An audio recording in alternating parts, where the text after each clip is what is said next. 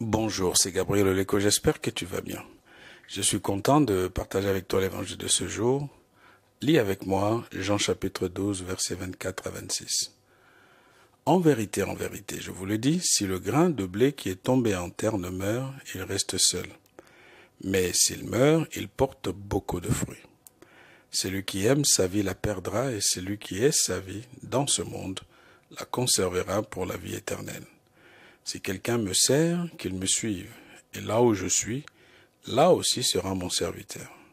Si quelqu'un me sert, le Père l'honorera. Tant que le grain de blé demeure dans le grenier, il se conserve, mais sans acquérir la puissance de se reproduire. Il faut qu'il soit jeté en terre, que ses enveloppes se décomposent, qu'il périsse comme un grain pour qu'il puisse revivre d'une existence nouvelle et renaître dans une multitude d'êtres semblables à lui.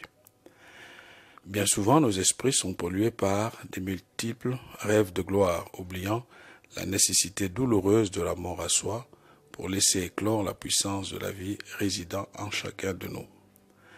La vie humaine n'a pas vocation à se maintenir dans un statu quo et se perpétuer sous la même forme. Au contraire, elle doit être transformée par la force supérieure de Dieu pour qu'elle devienne spirituelle et donc éternelle.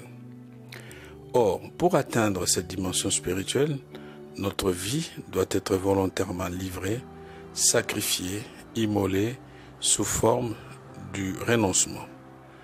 Si cet acte volontaire n'est pas posé, on va naturellement fleurir avec plus ou moins quelques satisfactions passagères de cette existence. Ensuite viendra le moment où on va dépérir et faner pour toujours. C'est une loi universelle. Elle s'applique à tout ce qui a la vie. C'est pourquoi cette parabole insiste sur la place du grain de blé qui doit être dans la terre pour se reproduire. Ainsi donc, on peut être appelé à sacrifier un penchant honnête pour répondre à un devoir supérieur. S'y refuser, c'est garder sa vie, mais pour la perdre. Notons que tout ce qui n'est pas livré à Dieu par un acte volontaire renferme un germe de mort.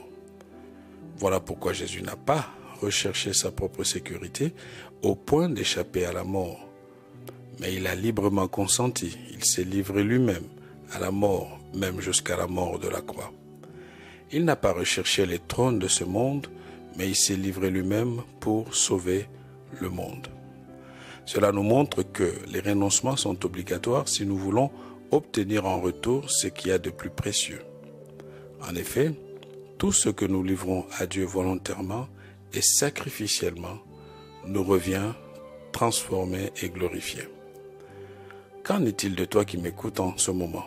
Quelles sont les choses que tu dois sacrifier pour permettre à la reproduction divine de prendre toute sa place dans ta vie?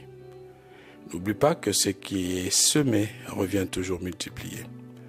Tout ce que nous donnons volontairement à Dieu est multiplié par lui. Notre Seigneur Jésus nous a laissé un très bel exemple à suivre. Il s'est offert volontairement, alors Dieu l'a élevé souverainement. Passe une bonne journée et que Dieu te bénisse. Si cette méditation t'a encouragé, pense à la partager autour de toi. Pour nous retrouver chaque jour, abonne-toi et active la cloche.